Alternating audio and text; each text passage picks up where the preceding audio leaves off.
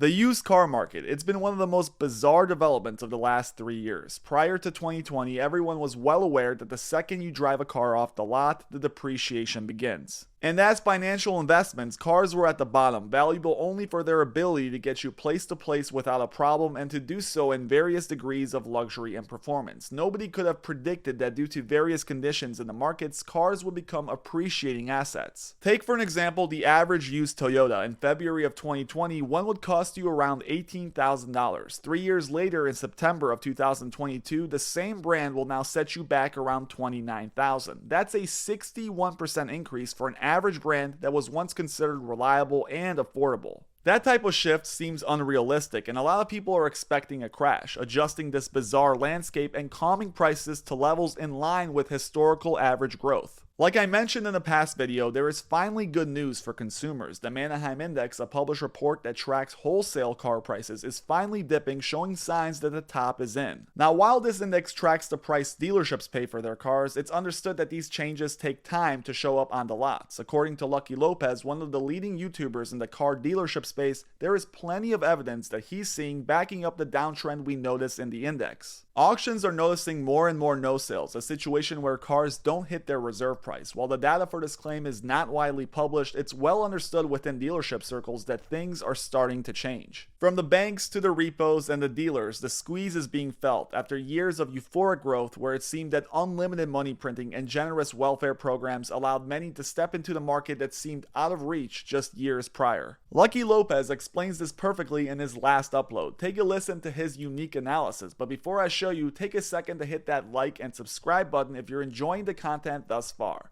Now back to the clip. And so right now we're at this weird conundrum where banks think the cars are worth way more than what they are.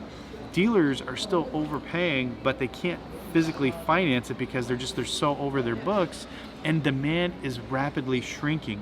Now, I've seen so many non-sales these last few weeks because I watch the auctions every single day. I'm not even joking.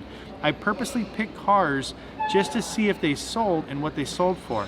I made a joke about trying to buy a Jeep like a month ago for like 27,000. They finally sold it for $20,000. So they got $6,000 less than what I offered them over a month ago, but they ran it, I think, almost 3 to 4 months. It was ridiculous.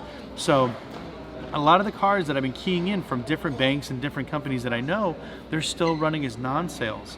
They keep going over and over again because the banks want too much money for them.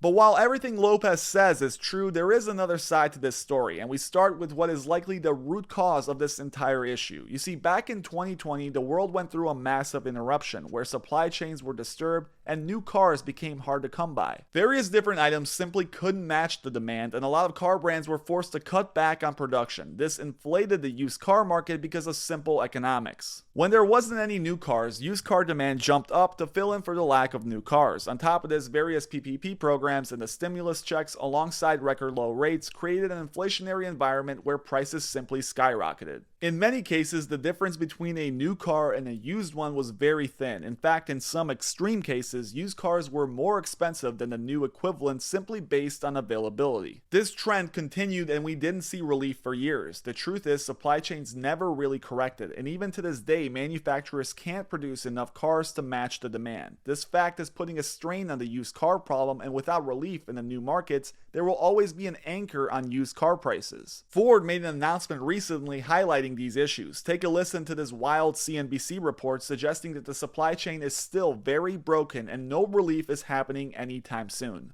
This has been known for several months. I talked to somebody just a few minutes ago when I called him up and I said, Ford's warning, what do you think about this? He said, who isn't warning?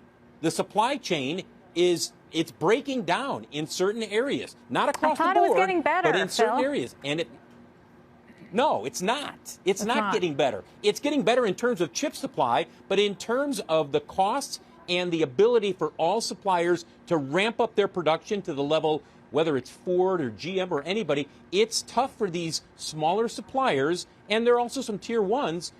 They cannot increase.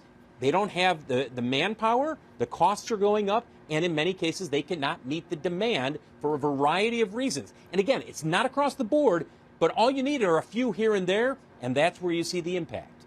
So there you have the other side of the coin. If new car supply is still strained, manufacturers will have no choice but to raise prices in order to increase margins on the slim supply they are able to produce. This in turn will once again put pressure on the used side, and as we've seen for the past 3 years, until the situation is corrected, these prices will remain anchored right below the new MSRP. So there is this delicate balance taking place, and a ton of outside variables that can influence these fluctuations. But as we stated earlier, with this type of growth that we are seeing, eventually there will be a demand destruction problem simply based on affordability. Car loans are getting massive, and if there is a move to the downside with the economy, you can bet that a $40,000 used Toyota will simply be out of reach for the vast majority of people. This is especially true as the Federal Reserve continues to push rates higher and higher, meaning that auto loans will see interest rates rise with it. Whatever the case may be, it's obvious that things are changing, and over the next few months, we will see how serious of a downtrend this really is. If the momentum is there, just as quickly as prices went up, they can come down given the right circumstances and moving momentum. Thank you guys for watching. As always, please make sure you hit that like and subscribe button. Let me know what you're seeing in your local markets in the comments below.